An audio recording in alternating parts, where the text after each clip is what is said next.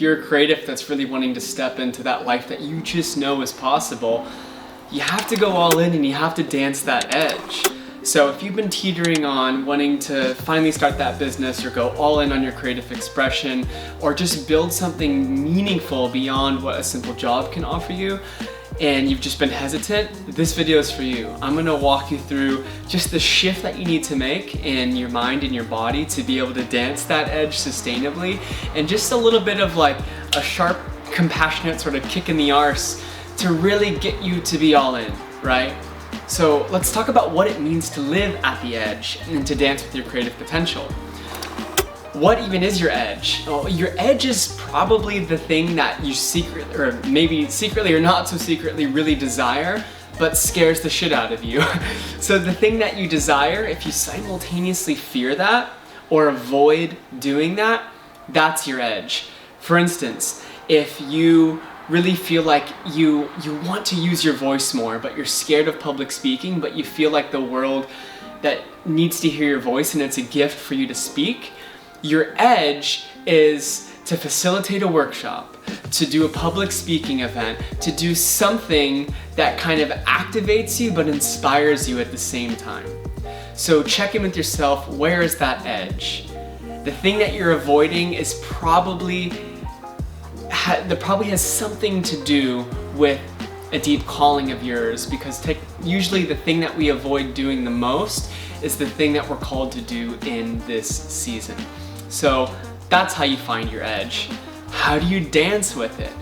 You dance with your edge by attuning to what it feels like to be there. And it's going to be awkward at first. It's going to take some force. If you don't like public speaking, but you feel like you want to use your voice, you want to lead a circle, you want to lead a group of people, you want to make a YouTube video like this, it's gonna literally, no pun intended, feel edgy.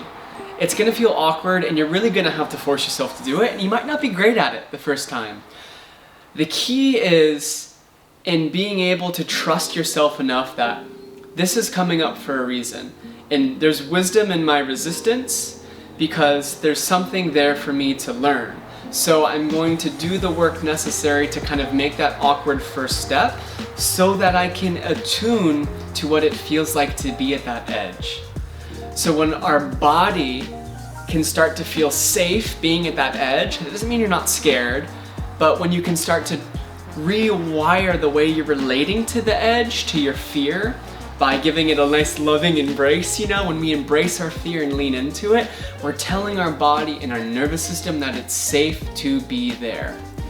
Doesn't mean you might not go too far, it doesn't mean it might not scare the shit out of you, but it's a slow rewiring to tell yourself that it's safe. Because think about it, if you've never allowed yourself to lean into your fears, that is a hard threat. Even if the fear is your dream, right? Even if it's something you deeply, deeply crave, if that fear has always been compartmentalized by something that you choose not to walk forward to as a beautiful, creative human being, you're not going to feel safe. So if you do try it, it's going to take some real conscious effort to make yourself feel like, you know what, like this is uncomfortable, but this is safe. And so a good litmus test to know if you're really dancing that edge fully or not is if you have a backup plan. If you have a backup plan, you're not all in enough. And now I'm speaking specifically to people who know they have deep creative gifts to offer the world. Your voice, your art, the way you move your body, the way that you express yourself, the way that you have a capacity to lead, whatever that is.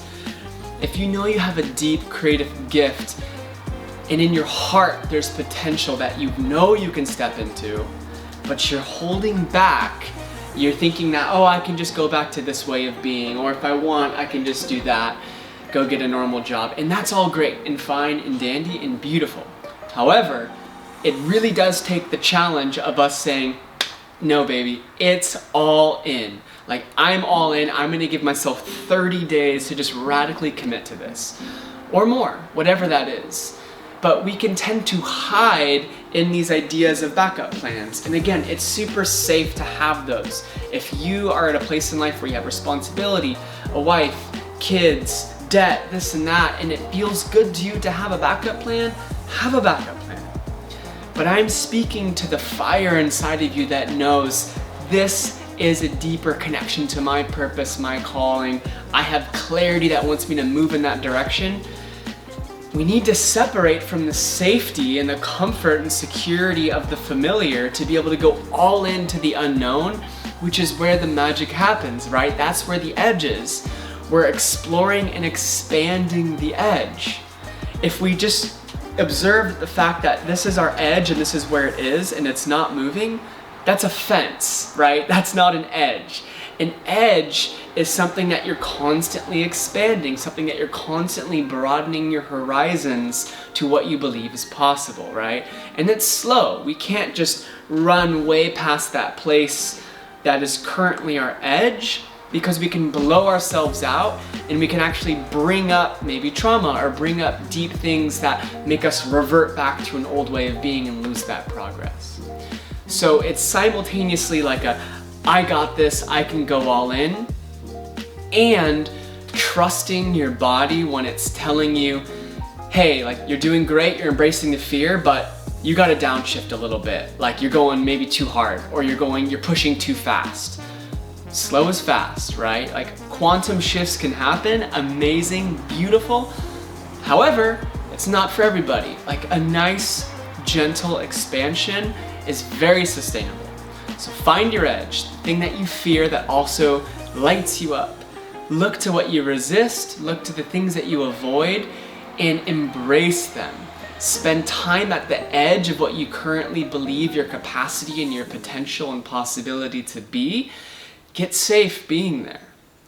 And slowly start to push that edge a little further and further and further. If your edge was speaking, right? Leading a group, doing something like that.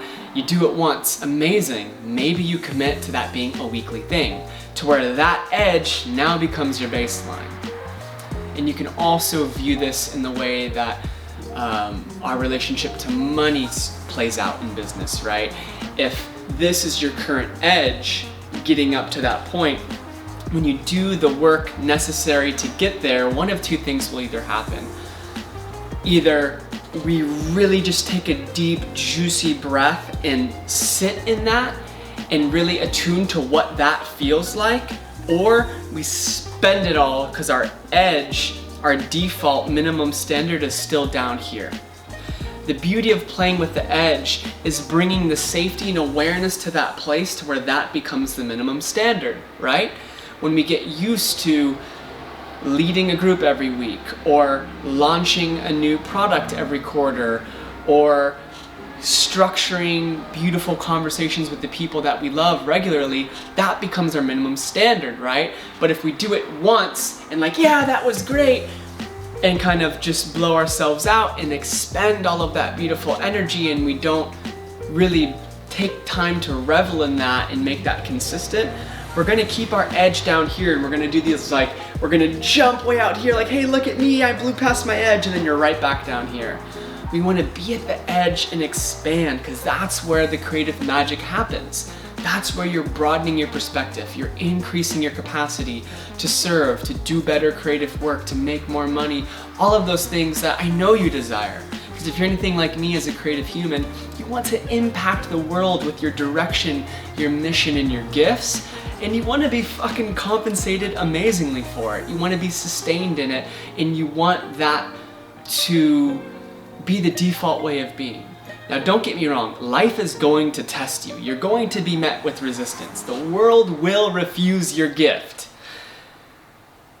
But can you be safe in that resistance and keep pushing it out a little bit further until eventually you pass that test? Life gives in and rewards you, and that new minimum standard that you've proven to yourself by embracing the fear that it's safe to be there kind of gets solidified in your mind, in your body and nervous system.